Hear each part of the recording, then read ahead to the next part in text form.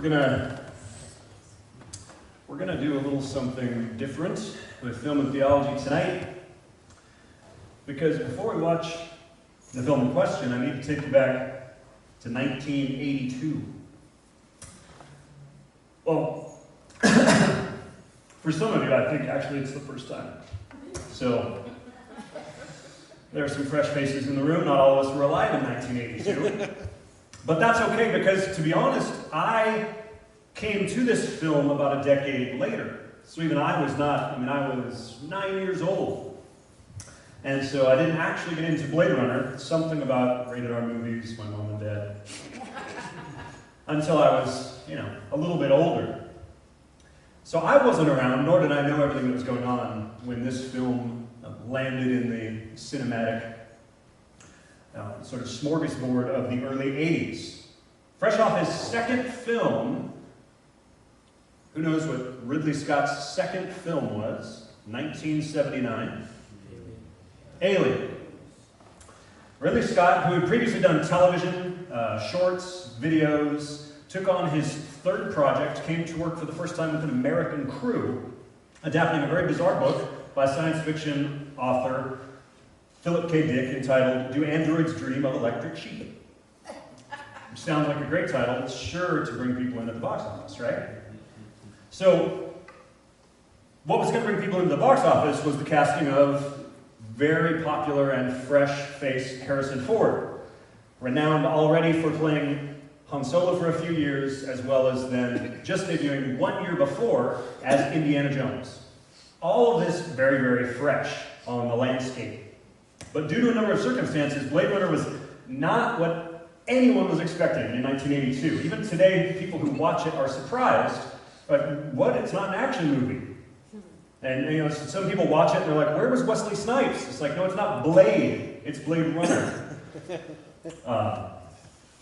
But people were not expecting the contemplative meditation on life, what makes us human, the effects of aging emotionally and physically, and dealing with our own mortality. The bits of action sort of sprinkled throughout are sort of comparatively minimal compared to, Star Wars and Indiana Jones. And because of the marketing and Harrison Ford's name, a lot of people went into the theaters expecting a very different thing to chew on than the dense meat that they were given.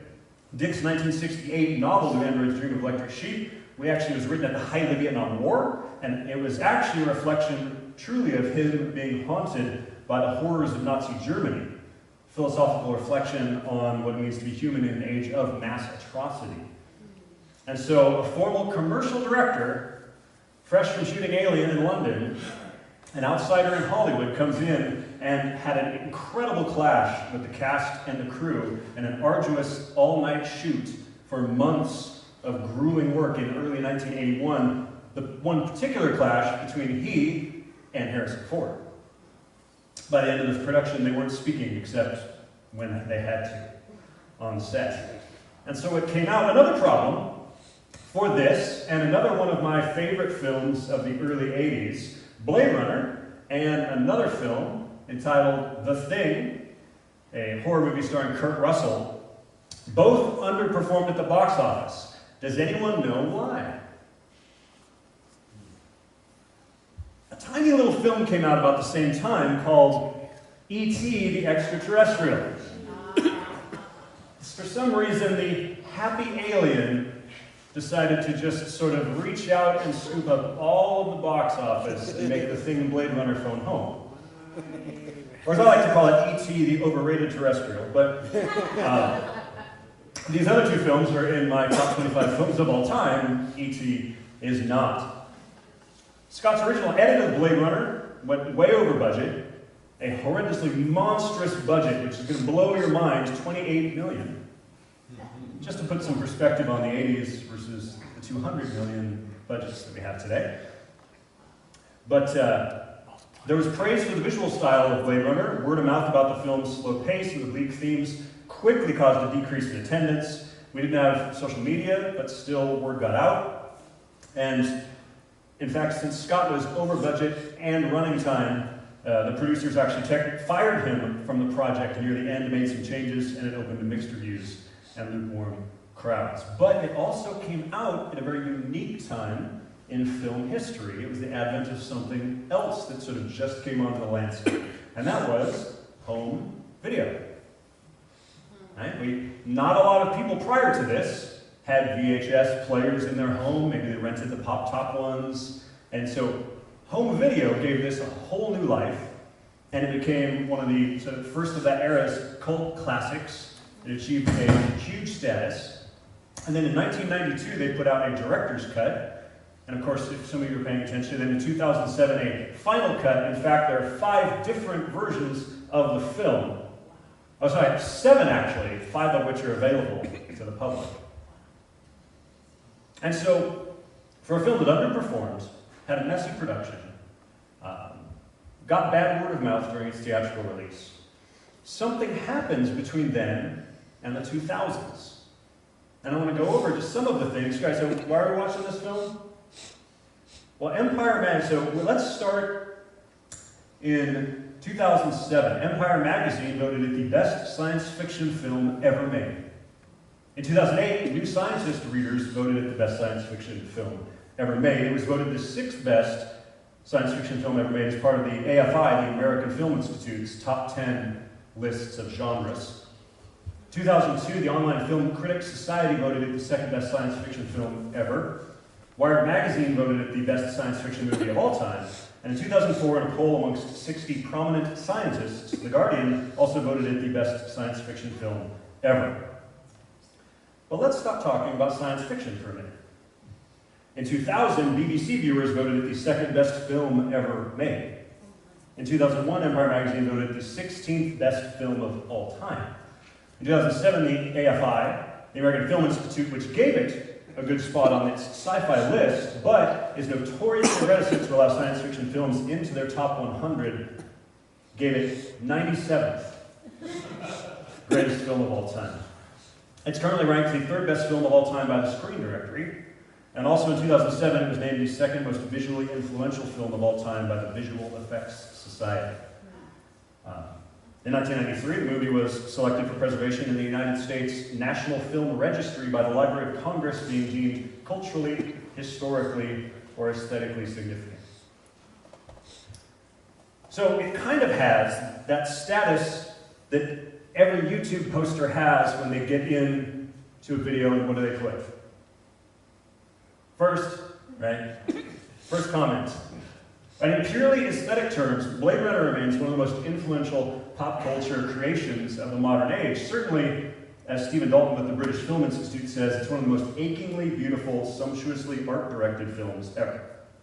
And they were working, of course, with old-school, pre-digital methods like miniature tabletop models and matte backdrop paintings to achieve the effects, which still overall look far better than a lot of films that take place between 1982 and the real advent of CGI and some of the amazing things we have post Peter Jackson, right? It also did something that just hadn't happened before, which it gets to say first to, which now many of us probably take for granted as just a staple of science fiction, and that's the idea of sci-fi meeting vintage Hollywood film noir.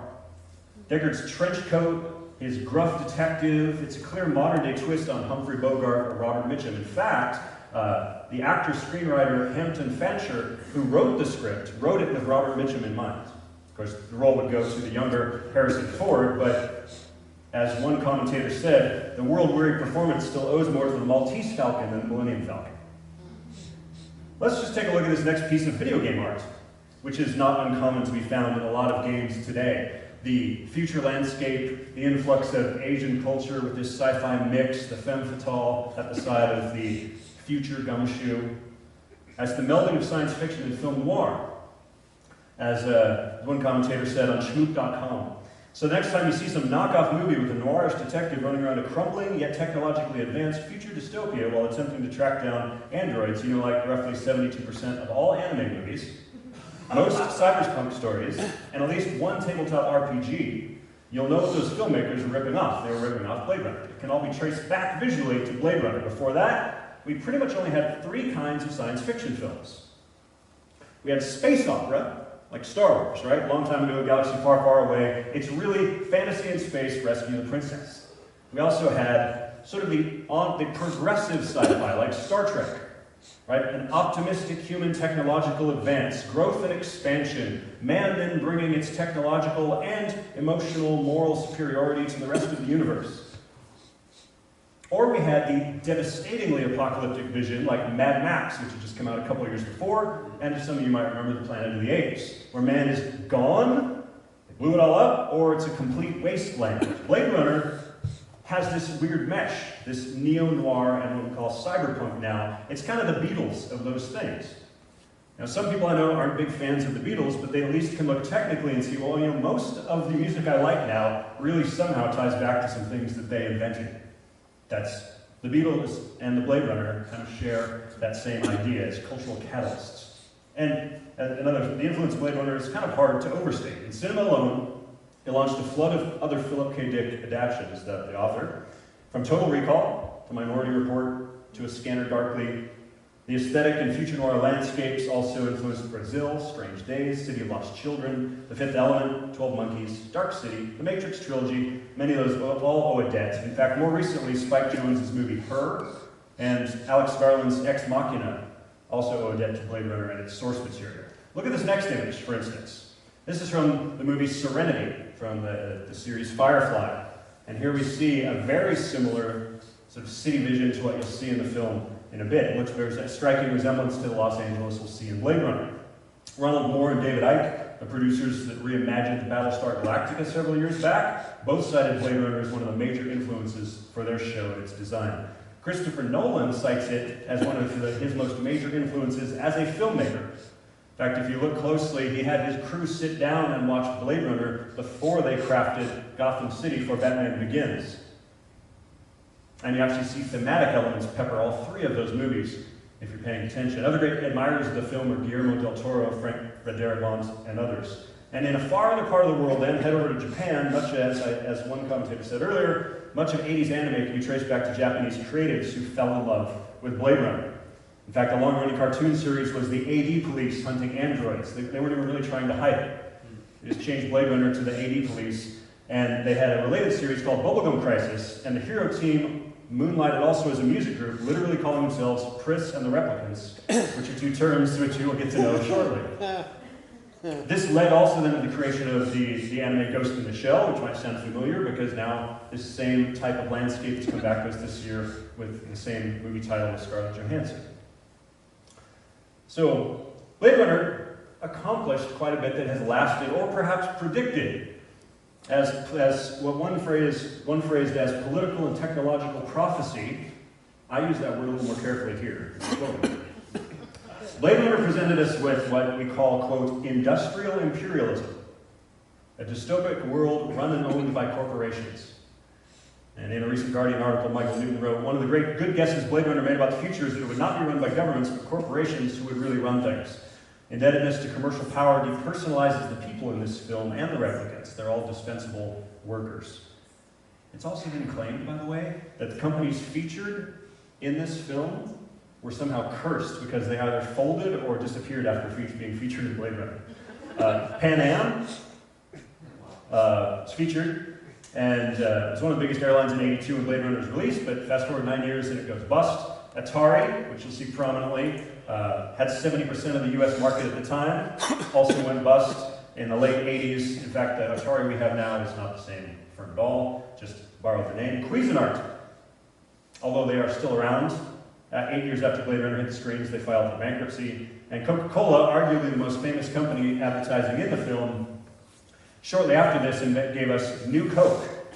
That's almost tanked their organization. Now, as far as predicting things, let's be clear. The movie is set in 2019, so we're only 2 years away. 2 years away. We still don't have those, right? No flying cars. And in fact, and we already missed 2015 with Back to the Future as well. Yet another one who owes visually, notice the two. Blade Runner inspired a little bit of the fun future that Marty McFly visits in the second Back to the Future film. And of course, one thing you'll notice too in this film is that it seems like almost everybody smokes, which is not a very good reflection of modern society or in the buildings, or nobody's standing 25 feet away in this movie. But that's also because this is a product of film noir and retro future. So it still works as this bizarre alternate reality. Now, we will obviously see where things go on October 6th, when Blade Runner 2049 comes out, starring Ryan Gosling, but also bringing back Harrison Ford. If this movie, then, has been that culturally significant, and in fact, now we're going to have another chance to talk about it with a sequel, to me, it's worth looking at. That's kind of, that ties into what we do film and theology for in the basics of the first place, too. I want to understand why something is considered significant by the culture that I live in. Just like Paul did in Acts 17 when he walked around and looked at Athenian poetry and looked at their idols and actually then worked in some of those ideas as he was articulating in a sermon why he understood where they were at, but where we all needed to be at. And so I'll save the rest of the commentary for after. The question some of you might be wondering is, James, which version are we watching? Did you get one of the two that aren't available to the public? No, not that cool. What do I look like? Harrison Ford's best friend? Does Harrison Ford have friends? He's a grumpy old man. Well, I wanted to take us back to 1982. Because although we can always enjoy and sift and check it out, I want us to take a look at 1982's film, warts and all. Now, for those of you who maybe saw it and have not seen that, we're going to watch the international version, which is only slightly different. But hopefully, those who find appreciation in it and are curious about the other cuts, you can seek those out as you desire. We're going to watch this one. It has, in the spirit of film noir and those hard-boiled detective stories, Harrison Ford with a bit of narration over it. The only thing that I feel that aesthetically that mars a little bit is the really sumptuous music by Vangelis, the guy who did Chariots of Fire and also scores for this entire film, except for a couple moments where you hear songs playing in the background. So once you have the narration and understand a few of the concepts, some of which are helpful, some of which, like most narration, you're kind of like, you didn't have to tell me that, I figured it out. It's kind of nice to go back and check it out and almost just sort of enjoy the serenity of the music and no Harrison Ford voiceover.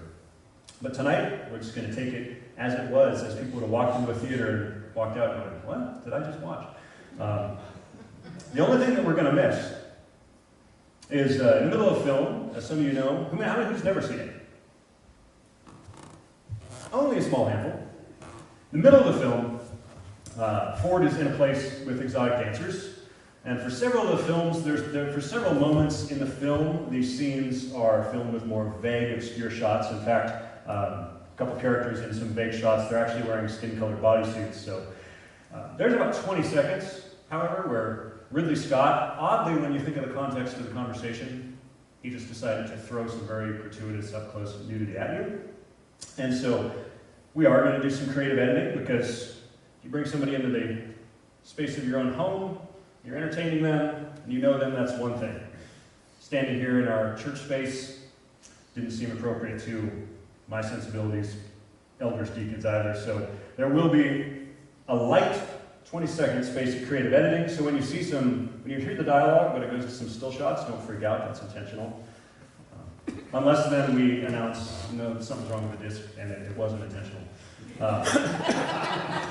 We actually have two copies here. We figured just in case something went wrong, we would have a replicant copy. So if anything does happen, you have technology to replace it and make it better. So I will pray, and we will dive into what not just me, but many feel is a film of merit. And try not to let all of that praise overhype it. Don't go into it expecting the greatest film of all time that's going to change your life forever. Some of you already have those on your own lists. But to appreciate it a little bit for its time and place in history, and what it's been trying to say that a lot of films have echoed, and what I think it's trying to say beyond film is worth talking about. So let's enjoy. Father, thank you that you come together tonight and just hopefully allow ourselves to be immersed in a story, a creation of, well, really a team around Ridley Scott, Harrison Ford, Hampton Fancher, and others. All from the spirit of ideas being wrestled with a man by Philip K. Dick, a man wrestling with the atrocities and inhumanity of man to man. And so as we grapple with this film, I pray we would just enjoy it aesthetically, in the simplest forms that we often refer to as entertainment, but I pray we would entertain the ideas, and not just for our own benefit, but for your glory. That as we grapple with the ideas of this film and really chew on them a little bit, meditate on them, we would understand not just the plight of the protagonist, but the plight as it applies to us as well. I'm proud to see your name. Amen.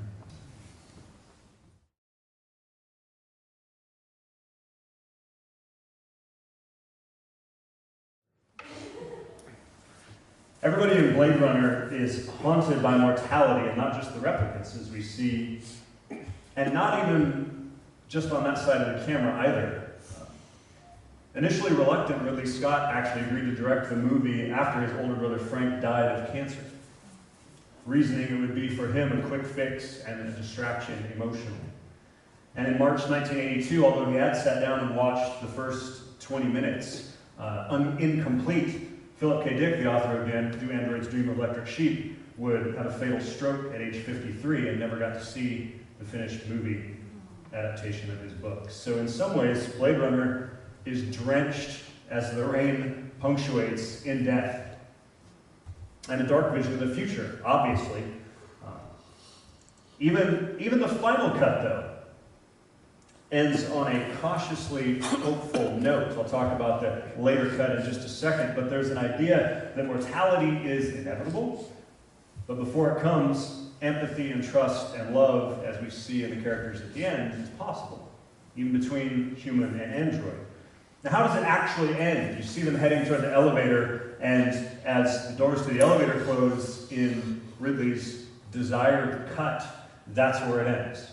In the elevator on the run. No happy ending, although they're at least together. It's a little less optimistic, but it's still cautiously optimistic. The scenic drive, if that seemed a little out of sorts, that was actually leftover footage from the drive shot by Stanley Kubrick for the beginning of Shining. And in either way, and you have no promises, as this ending has, about Rachel's instep date. Where exactly they'll go and which they'll use in this upcoming sequel, we really don't know. But there's that idea that mortality is inevitable, but empathy, trust, maybe even love are possible, even when it comes to Gaff, who seemingly let them go, right? When Deckard leaves his apartment with Rachel at the end of the film, she knocks over the origami unicorn, and it's the last in the series of figures. Now, many have speculated what all the figures mean. The first few kind of seem pretty obvious. When he doesn't want to take a job, what does Gaff fold and put down there? Chicken. Right, your chicken. Later, when perhaps he thinks that Harrison Ford might be insinuating he's attracted to Rachel, he does a male figure with a certain erect characteristic. So, and finally then the unicorn, which, when you watch this version of the movie, could mean many different things. It could mean you're dreaming, if you think you can run away with her. But also the unicorn appears both in myth and in literature, and even in Tennessee Williams' The Glass Menagerie, to symbolize that a girl or someone in a story is different to other horses. It's a symbol not only of being unique, but oftentimes pure, and can only be found by someone very special. So it's leading some to think Gaff is waxing either philosophic about Rachel, or at least about what Deckard thinks of her. Fast forward to 1992, where Ridley Scott inserted what he said he always wanted, which was a dream while Deckard is laying there on the bed of a unicorn. So that while Rachel is playing the piano, he's dreaming. Now at the end, we then see him pick up the unicorn, and joom, joom, joom, with an M. Night Shyamalan twist, Deckard must be a replicant, and Gaff knows his memories. Although in memory of a unicorn, memory of a dream of a unicorn, Deckard's a replicant too, is the other pet theory that many have, which if you watch the 82 version is not so in your face or evident. It's very, very Twilight Zone. And what's actually, according to history, Ridley and Harrison argued about this on set. It's not that way, by the way, in Philip K. Dick's original novel. Deckard is definitely not a replicant. It was not that way in the original screenplay written by Hampton Fancher. And the origami folding itself, the idea that Gaff's character even folds origami characters, was something Edward James Olmos, the actor who plays him, came up with during production. So this wasn't planned. So there's a lot of speculation. Sources conflict, but there's a good possibility also that the unicorn sequence was lifted from Legend, which is a movie Ridley Scott would direct a few years later. So the author, the producer, the actor, and the screenwriter all say he isn't. By author, then, here's a quote from Philip K. Dick, which he said of his story. The purpose of this story, as I saw it, is that Deckard's job of hunting and killing these replicants is making him become progressively dehumanized. He told this to Devo magazine in 1981. Of course, there was a magazine called Devo. At the same time, the replicants are being perceived as becoming more human. Finally, Deckard must question what he's doing and really what is the essential difference between him and them. And to take it a step further, what if there is no real essential difference? So Harrison Ford had read Dick's book and knew that this human versus machine theme was important. It would be contradicted if Deckard was just a machine too. He felt the character's story arc was about a man who becomes as cold as a machine but finds his humanity again, which would also be contradicted if he was just a replicant. So Harrison Ford hated Ridley's idea. They argued about what cuts to keep and subtract, and seemed to be something Ridley Scott just came up with during production and tried to shoehorn in, and later then unicorned in. Screenwriter Harleman Fancher said he wrote the character as human, but wanted the film to provoke the possibility just to play with your mind a little bit. That's why he seems to have a lot of pictures on his piano top, and a lot of other things that could make you sort of wonder. She asks him if he takes the web comp test. But that is to provoke the idea of making us question ourselves about our own humanity, not to just give it a quick twist. So this was the main area of contention between Ridley and myself at the time. But before we leave that, let's take another glaring look at the logic problem in that story. Let's suppose he's a Nexus 7, the next model. Why is he so bad at his job? Really? What does Deckard do right except figure out something unique about, those paper photos that we still keep here in 2017? Because Polaroid's still in business. Right? What kind of plan is it that they would have concocted to leverage this relative buffoon who's so terrible at his job? Why give him memories that he hates his job or had a wife who left him?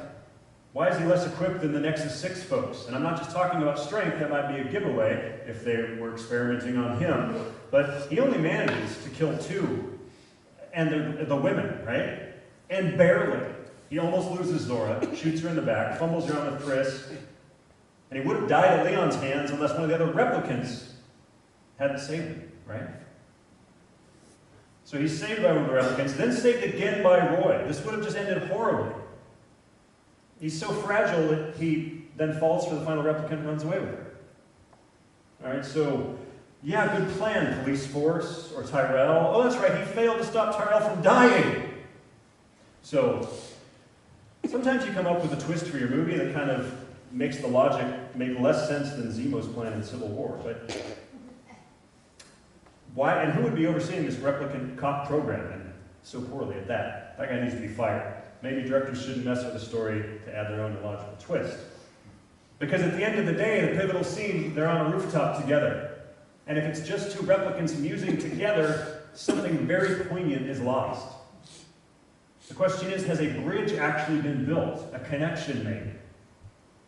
One commentator noted that here you have this Los Angeles of the future, and there's no African Americans in the movie. The Asian influx is there, which was also predictive and unique to our West Coast, and wasn't nearly that prevalent. Didn't have sushi on every street corner in 1982. Well, there's no African Americans, and you think about it. Well, here you have this slave race. What's the obvious parallel that is also being played with? You have these slaves people consider less than human. So in a movie like this, if it was about slavery, if the white protagonist finds out he's of mixed blood, well, now he's just in the same boat. The other side hasn't learned anything. No aisle has been crossed and hands held, right? The trick ending undermines the whole notion of crossing the aisle and holding hands and the whole poignance of a human actually understanding the other. Roy finds no comfort or connection then with a human creator. Right? He goes and gets nothing from Tyrell. There's a poignant moment where maybe he's gotten through to this other human and made a connection. Again, lost. So his poignance, and his problem with that poignance, if he's just a replicant. Because Roy finds no comfort, or he shares these words. All those moments will be lost in time, like tears in rain. I wear on this wrist a little band that says all these moments, kind of to remind me not just of the film, but of what it means, right? All these moments will be lost in time. All of my memories, all my experiences. If we stop and ponder with the film, and think about all of the things that are unique to your experience, which if you do just expire, will never be remembered. Or maybe the facts will be remembered, but not the emotional connection to them. All of our accrued experiences with our retirement, they're gone. Psalm 103 echoes Roy's words. Rutger Hauer, by the way, improvised that and made it up himself. Another way this film was extraordinarily collaborative and experimental. Psalm 103 says, "As for man, his days are like grass. He flourishes like a flower. The wind passes over it, and it's gone. In its place there is no more." 1 Peter 1:24 says, "All flesh is like grass, and all its glory like the flower of grass. The grass withers, and the flower falls." These depressing ideas as man looks at just this world and life under the sun. Ecclesiastes 2. Solomon laments, "I denied myself nothing my eyes desired. I refused my heart no pleasure." Right? As Tyrell tells him, revel in your time. "My heart took delight in all my labor, and this was the reward for all my toil. Yet when I surveyed all my hands had done, and what I had toiled to achieve, everything was meaningless, a chasing after the wind. Nothing was gained under the sun." Right? Deckard says all he wanted was the same answer as the rest of us want. That's supposed to push back on the viewer and make them go home thinking, where did I come from? Where am I going? How long have I got? He had all those questions, and what could Deckard offer? I just sat there and watched him die. Right? And this way, we see the themes are obviously not really about replicants, right? And they even do make another connection there with J.F. Sebastian, right? J.F. Sebastian, this character who has accelerated decrepitude, the fast aging. I can see how, if Ridley Scott looked at this screenplay, just having lost a brother to cancer, probably a death he didn't expect, accelerated. And here is this woeful story and lament looking at loss and death and where we go. And Philip K. Dick passed before the movie came out, making the entire exercise meta on many levels. Right? Tyrell asks, what seems to be the problem? And Roy Batty says, death. That's the problem. Tyrell's answer, yeah, it's not a lot of my jurisdiction. Because he's a poor creator. He's a flawed creator. So we might take this scene and superimpose some ideas of man facing God. It's the obvious thing, right? He even calls him the god of biomechanics. But it's more like Frankenstein's monster coming back to his creator in the novel, not the films. He's actually intelligent in the novel. He's been educated, and he wants to understand why he was made so flawed, and then abandoned, and then discarded by his maker. Roy mockingly calls him that god of biomechanics, and then what he won't, because he wants to get to biomechanical what? Heaven, right? I want an extension. I have this lifespan, but I want more.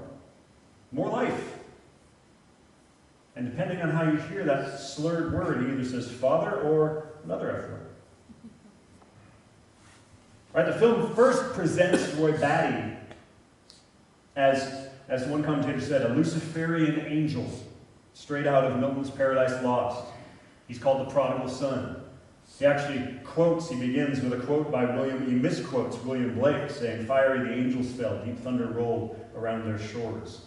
And then he exacts his diabolical revenge on Tyrell. But Batty later then displays some of the rare moments of tenderness we see anybody show during the film.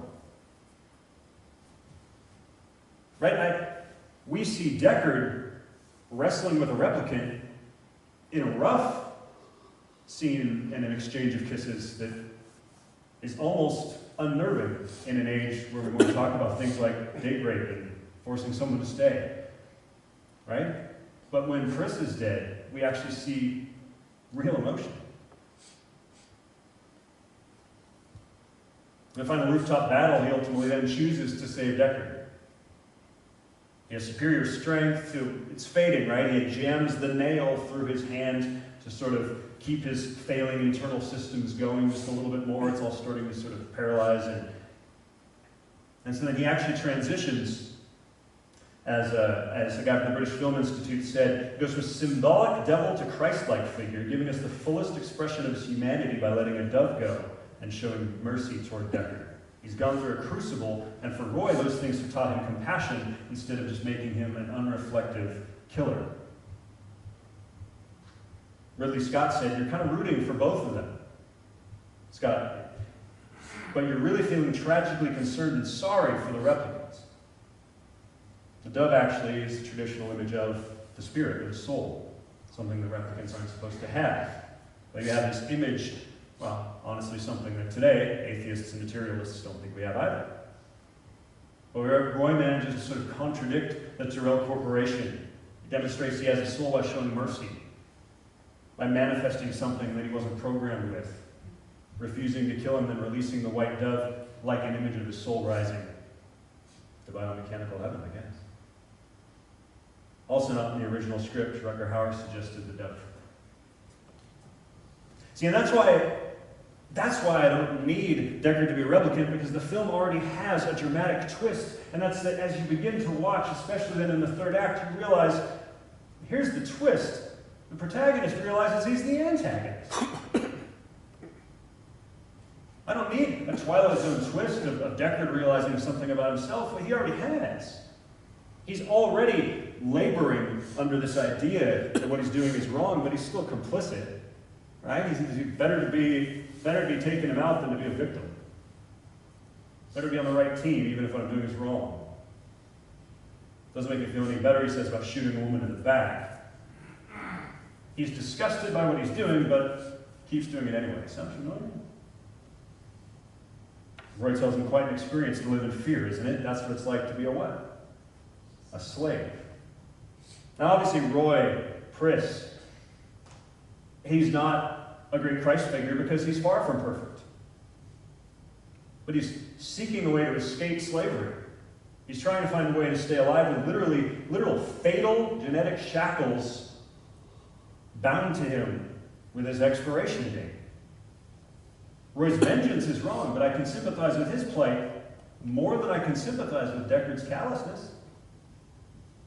Self-medicating himself with alcohol, doing what he knows is wrong. And ultimately, then Roy and Rachel had to kind of irrevocably change Deckard. He doesn't need to be a replicant to be deceived about who he is and what he's supposed to be. A human who's lost his humanity. But Roy's a game changer for him.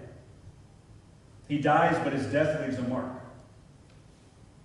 And in turn, the main character doesn't end up killing, but chooses to love.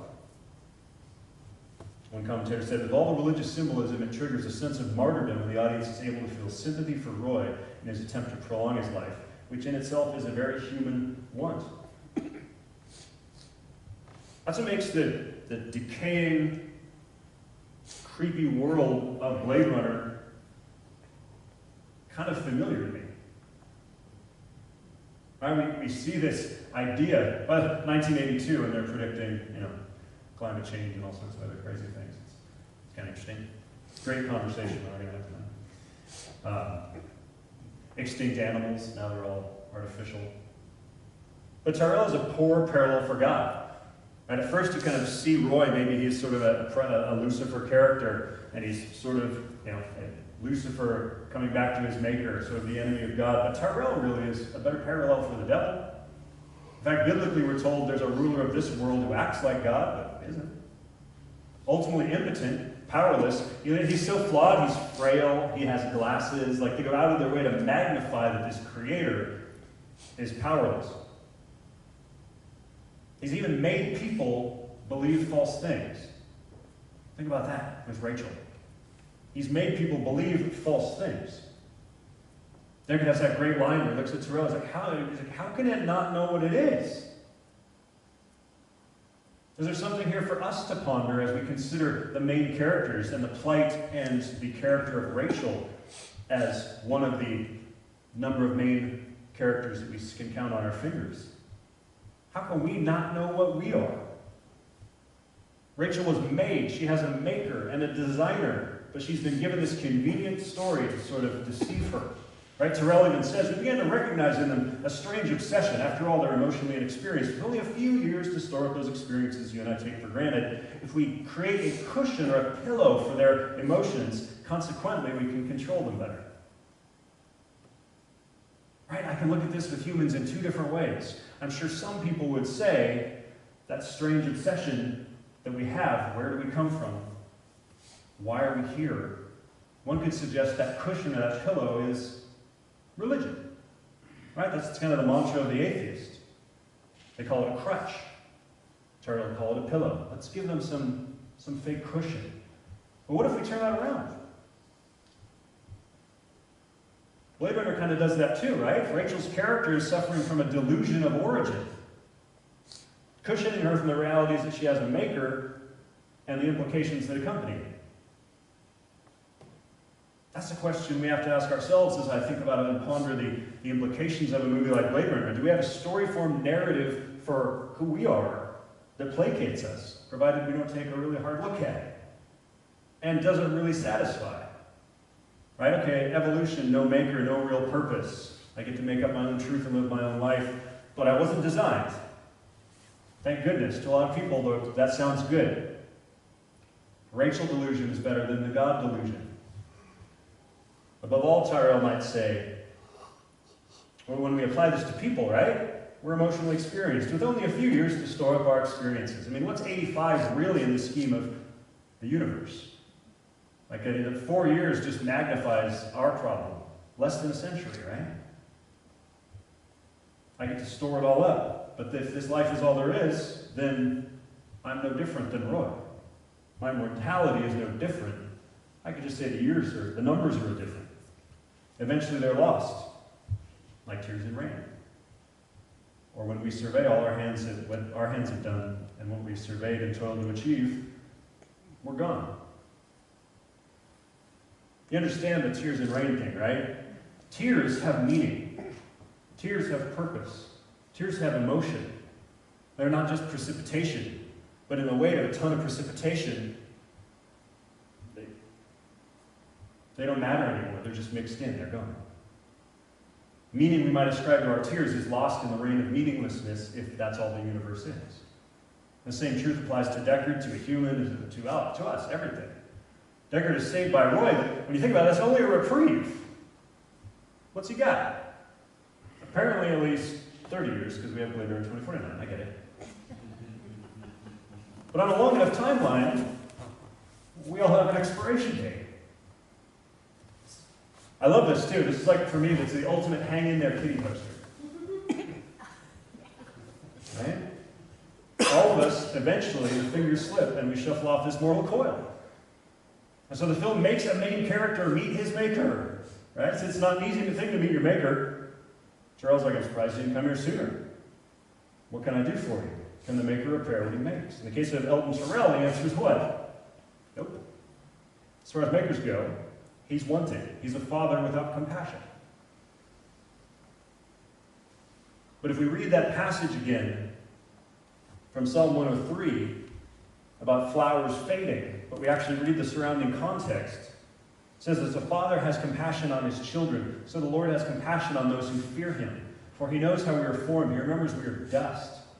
The life of mortals is like grass. They flourish like a flower of the field. The wind blows, and it's gone, and its place remembers it no more. But from everlasting to everlasting, the Lord's love is with those who fear him, and his righteousness with their children's children, with those who keep his covenant and obey his precepts. And Royce is quite an experience to live in fear, isn't it? Yeah, that's all there is. Biblically, I know that biblically, it's the refrain again and again is that it's the beginning of knowledge and wisdom. It's not a bad thing. Even just sometimes a fear response makes me jump out of the way of something. It's biblical. But from everlasting to everlasting, the Lord's love is with those who fear him. See, fear begins with our mortality. And not just that, but the consequences of our immorality. Even Roy says that, right? I've done questionable things. Just kind of an understatement. Right? I won't even bother asking you to agree with that because, quite frankly, the eyes have it. But, right, all we wanted were the same things that we wanted. Deckard makes it clear. Where did I come from? Where am I going? How long have I got?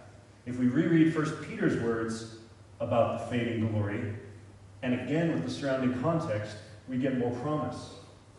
It says, love one another earnestly from a pure heart, since you've been born again, not of perishable seed, but of imperishable, through living and abiding in the Word of God. For all flesh is like grass, its glory like the flower of grass, withers, the flower falls, but the word of the Lord remains forever. And this word is the good news that was preached to you. Right, the message of the Bible is no expiration date. Rejoice. Right? We have a life beyond our expiration date here, our finite lifespan. The promise of the gospel is that the Maker can repair what he has made. It's the flip of Terrell. Now, to be clear, our Maker didn't create beings with problems that he could or couldn't fix. Right? My design flaws, both my mortality and immorality, are the price and curse of our own sin. But unlike Terrell, there's a reboot. There's a software patch. There's something for those who seek the Maker. There's a big promise. It's kind of interesting. At the beginning of the film and then haunting throughout, you see that airship floating around. And what's its promise? Which kind of probably seems vaguely disingenuous. A new world awaits. The off-world colonies. A chance to begin again in a golden land of opportunity. And yet it seems hollow in this movie. Just like Blade Runner's Maker offers hollow platitudes, right? Hey, here's what you got. Burn brightly. Revel in your time. Right? There's nothing else to be done. You might as well have said, eat, drink, and be merry, for tomorrow you expire. This is all we have. Live life to the fullest. Sounds like a lot of our platitudes in culture today. There is no chance to begin again. And our point of view character and his replicant lover flee from the decaying city into uncertainty and questionable hope. The movie only leaves us with questions. I love movies like that, sometimes more than the ones that give you a wonderful little parallel.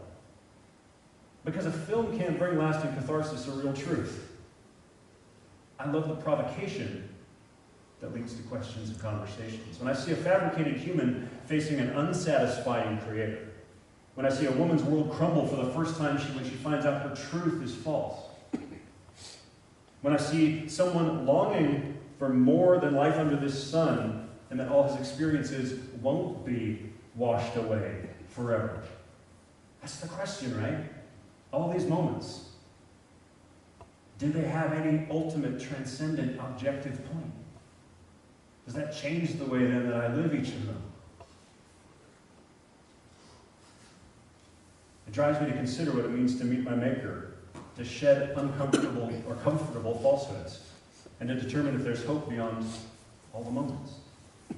Ecclesiastes 12 says, remember your Creator in the days of your youth, before the evil days come and the years draw near, of which you say, I have no pleasure in them. And the dust returns to earth as it was, and the spirit returns to God who gave it. Vanity, says the preacher. All is vanity, right? It's not just Roy who's winding down. It's probably why people were so initially taken aback by Harrison Ford's performance, because he doesn't jump out with his Harrison Ford charisma. He doesn't have his wry lines and his whip and his one-liners and his Wookiee buddy, right? I mean, he's haggard from the start. Has no pleasure in life. Mid-movie then, we see him, he's becoming more and more beaten up, the weight of the world, as he washes himself in the sink. His body he didn't even buff up for the movie. He just sort of has a haggard body with his shirt off as blood comes out of his mouth. Plodding through the narrative like he's been ground down. Right? For me, it's a reminder to seek my true Creator before that expiration date. For me, it's to flee from the suffocating slavery of this world and the fear that leads to death. But all I have apart from that promise is what weighs down on humans and replicant alike in the movie. What weighs down on them is fear. But the Bible says, I need only fear the one who has true power over life and death and my expiration date and what happens next. And a Maker who reaches out and grabs onto us and lifts us up and offers us a lasting escape from that fear. Not just a short-term reprieve on a rooftop, but a lasting escape entirely by His grace. Let's pray. Father, I thank you for tonight and the ability to dive into a film that's led to many deep conversations, whether it's art appreciation,